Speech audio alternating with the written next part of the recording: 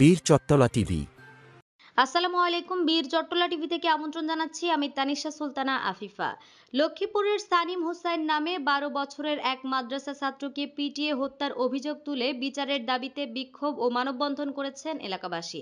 রোববার ১ জুন দুপুরে লক্ষ্মীপুর প্রেস ক্লাবের সামনে ঘণ্টাব্যাপী এই কর্মসূচি পালন করেন নিহত সানিমের স্বজন, সহপাঠী, অভিভাবক ও স্থানীয় শতাধিক নারী পুরুষ। মানববন্ধনে বক্তারা বলেন, সানিম আত্মহত্যা করেনি, বরং তাকে পরিকল্পিতভাবে হত্যা করা হয়েছে।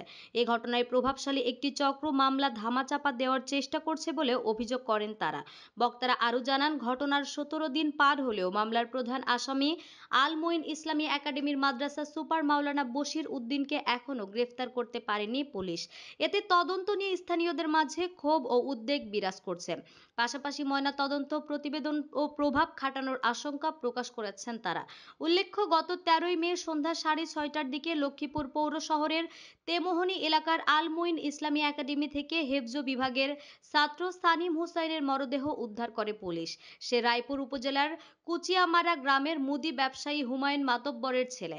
মাদ্রাসা কর্তৃপক্ষ শুরুতেই দাবি করে, দুপুরের খাবার শেষে টয়লেটে গিয়ে সানিম আত্মহত্যা করেছে। তবে পরিবারের দাবি, তারা মরদেহ পেয়েছেন নিচতলার একটি কক্ষে বিছানার উপর, যেখানে তার শরীরে অসংখ্য আঘাতের চিহ্ন ছিল। পরিবারের অভিযোগ, মাদ্রাসার শিক্ষক মাহমুদুর রহমান সেদিন সকালে সানিমকে বেধড়ক মারধর করেন এবং পূর্বেও বিভিন্ন কারণে তাকে হুমকি দিতেন। ঘটনার পর পুলিশ অভিযুক্ত শিক্ষক মাহমুদুর রহমানকে আটক করলেও মামলার মূল আসামি এখনও পলাতক। মানববন্ধনে বক্তারা অবিলম্বে প্রধান আসামিকে গ্রেফতার, সুষ্ঠু তদন্ত ও দোষীদের দৃষ্টান্তমূলক শাস্তির দাবি জানান।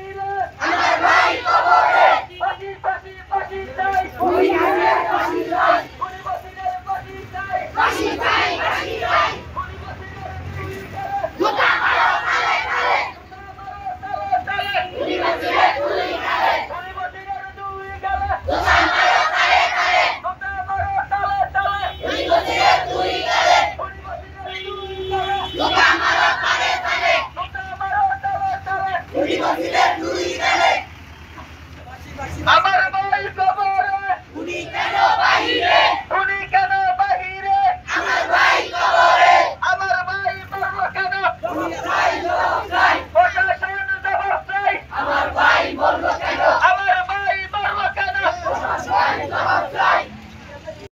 আমাদের আরো আপডেট নিউজ পেতে চোখ রাখুন বীর চট্টলা টিভিতে। ফেসবুকে ফলো, ইউটিউবে সাবস্ক্রাইব করুন।